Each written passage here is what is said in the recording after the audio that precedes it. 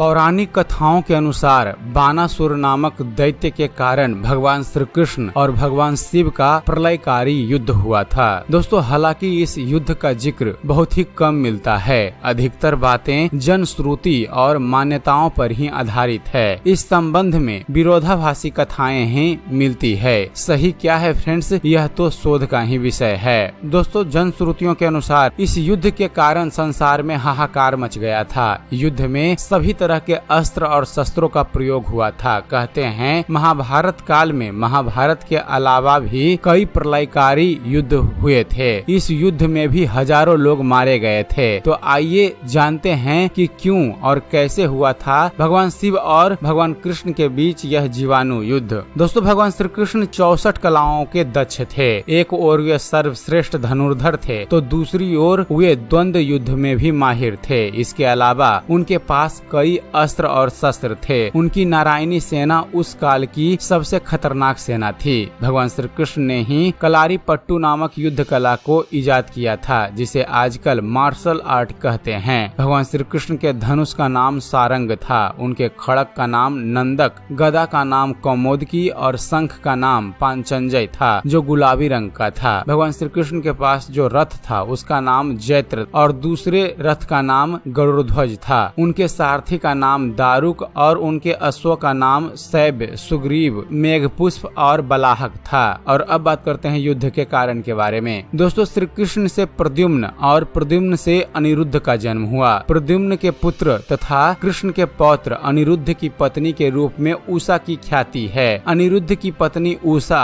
सोनितपुर के राजा बानासुर की कन्या थी। अनिरुद्ध और उषा आपस में प्रेम करते थे। उषा ने एक दिन अपनी मायावी सहेली चित्रलेखा के माध्यम से अनिरुद्ध का हरण करवा लिया। चित्रलेखा अनिरुद्ध को हरण करके जिस स्थान पर लेकर आई थी वह ओखी मठ नामक स्थान केदारनाथ के पास था। कहते हैं कि यहाँ दोनों ने गंधर्व विवाह कर लिया था। वहाँ अभी भी उषा अनिरुद्ध के नाम से एक मंदिर बनी हुई है। बानासुर को जब यह बात पता चली तो उसने अनिरुद्ध को बंधक बनाकर जेल में डाल दिया। बानासुर को भगवान शिव का वरदान प्राप्त था। भगवान शिव ने उसे उसकी रक्षा करने का वचन भी दिया था। जब भगवान श्री कृष्ण को इस घटना का पता चला तो ये अपनी सेना लेकर बानासुर के राज्य में प्रवेश कर गए। जब भगवान श्री कृष्ण को यह पता चला कि बानासुर ने अनिरुद्ध को बंधक बना लिया है तो ये बलराम, प्रद्युम्न, सत्यकी, गदा, सांब, शर्ण, उपनंदा, भद्रा आदि को साथ लेकर सोनितपुर, जो वर्तमान में असम का तेजपुर है, वहां पहुंच गए। बानासुर को जब इस बात का पता चला तो उसने भगवान शिव का आवाहन किया और उन्हें अपनी रक्षा करने का निवेदन किया। ऐसे में भगवान शिव भी रुद्राक्ष, वीरभद्र, कुंभकर्ण, कुंभंदा, नंदी, गणेश और कार्तिकेय के साथ बानासुर की रक्षा करने के लिए वहां पहुंच गए। वहां बानासुर और भगवान शिव की सेना ने मिलकर भगवान कृष्ण की सेना से भयानक युद्ध लड़ा। दोनों सेनाओं के बीच भयंकर युद्ध हुआ। भगवान श्री कृष्ण ने बानासुर के असंख्य सैनिकों को मार गिराया तो भगवान शिव जी ने भगवान श्री कृष्ण की सेना का भारी नुकसान किया। बाद में शिव जी ने कृष्ण जी पर कई अस्त्र शस्त्र चलाए लेकिन उससे उनका कुछ नहीं बिगड़ा और भगवान कृष्ण ने भी शिव जी पर कई अस्त्र शस्त्र चलाए लेकिन वे सभी निष्फल हो गए। तब अंत में शिव जी ने भगवान कृष्ण पर पशुपतास्त्र अस्त्र छोड़ा। इसके जवाब में भगवान श्री कृष्ण ने भी नारायणा अस्त्र छोड़ दिया। दोनों के अस्त्रों से भयंकर आग उत्पन्न हुई लेकिन दोनों को कोई नुकसान नहीं हुआ। ऐसे में भगवान श्री कृष्ण ने शिव जी को सुलाने के लिए निद्रा अस्त्र छोड़ा। इससे धुंध छा गई और शिव जी सो गए। यह देखकर बानासुर की सेना में भय व्याप्त हो गया। उसकी सेना कमजोर हो गई। प्रद्युम्न और कार्तिकेय का भी भयानक युद्ध हुआ जिससे कार्तिकेय घायल हो गए। दूसरी तरफ बलराम जी ने कुंभगदा और कुंभकर्ण को घायल कर दिया। यह देख बानासुर अपने प्राण बचाकर भागने लगा। भगवान श्री कृष्ण उसके पीछे दौड़े और उसे पकड़ लिया और उन्होंने उसकी भुजाएं काटनी शुरू कर दी। युद्ध भूमि में यह दृश्य देखकर सभी ओर हाहाकार मचने लगा। जब बानासुर की सारी भुजाएं कट गई थी और केवल 4 शेष रह गई थी तब भगवान शिव जी नींद से जाग उठे और जब उन्होंने यह दृश्य देखा तो ये अति क्रोधित हुए। क्रोध में शिव जी ने अपना सबसे भयानक अस्त्र शिव ज्वर अग्नि या महेश्वर ज्वर चलाया जिससे चारों ओर अग्नि फैल गई। हर तरफ भयानक जीवाणुओं के कारण ज्वर और बीमारियां फैलने लगी। यह देख भगवान श्री कृष्ण को ना चाहते हुए भी अपना आखिरी अस्त्र नारायण ज्वर सिद्ध चलाना पड़ा। इसे वैष्णव ज्वर भी कहा जाता है। कहते हैं कि भगवान श्री कृष्ण के अस्त्र से ज्वर का तो नाश नाश हो गया, किंतु अग्नि और शीत का जब बराबर मात्रा में विलय होता है तो संपूर्ण सृष्टि के प्राकृतिक वातावरण का नाश हो जाता है और सभी ओर हाहाकार मच गया। यह भयंकर दृश्य देखकर नारद मुनि सहित सभी देवी देवता, यक्ष, गंधर्व आदि ब्रह्मा जी से इस युद्ध को रोकने का निवेदन करते हैं, लेकिन ब्रह्मा जी इस युद्ध को रोकने में अपनी असमर्थता व्यक्त करते हैं। तब ये सभी मिलकर पराशक्ति देवी भगवती माँ दुर्गा की आराधना करते हैं। माँ दुर्गा प्रकट होकर दोनों पक्षों को शांत करती हैं। उस समय भगवान श्री कृष्ण कहते हैं कि माते, मैं तो बस अपने पौत्र अनिरुद्ध को स्वतंत्र कराना चाहता हूँ। तभी शिव जी कहते हैं कि मैं भी अपने भक्त की रक्षा करने के लिए प्रतिबद्ध हूँ। भगवान श्री कृष्ण कहते हैं कि बानासुर का वध नहीं करना चाहता, क्योंकि मैं बानासुर के पूर्वज प्रहलाद को वरदान दिया था कि दैत्य वंश में उसके परिवार का कोई भी सदस्य मेरे अर्थात विष्णु के अवतार के हाथों नहीं मारा जाएगा।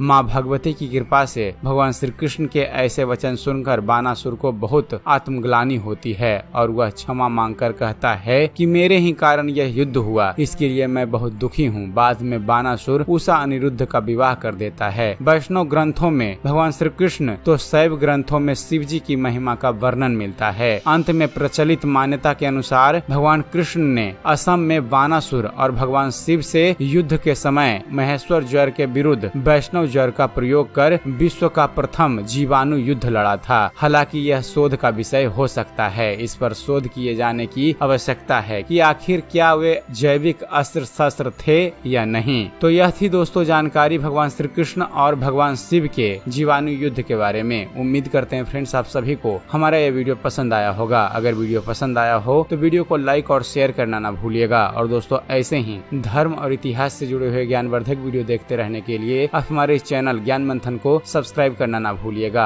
आप हमारे इस चैनल को सब्सक्राइब कीजिए और हम आपके लिए ऐसे ही इंटरेस्टिंग वीडियो लेकर आते रहेंगे। तो फिर जुड़े रहिए आप हमारे इस चैनल के साथ और देखते रहिए, जानते रहिए। धन्यवाद। जय हिंद।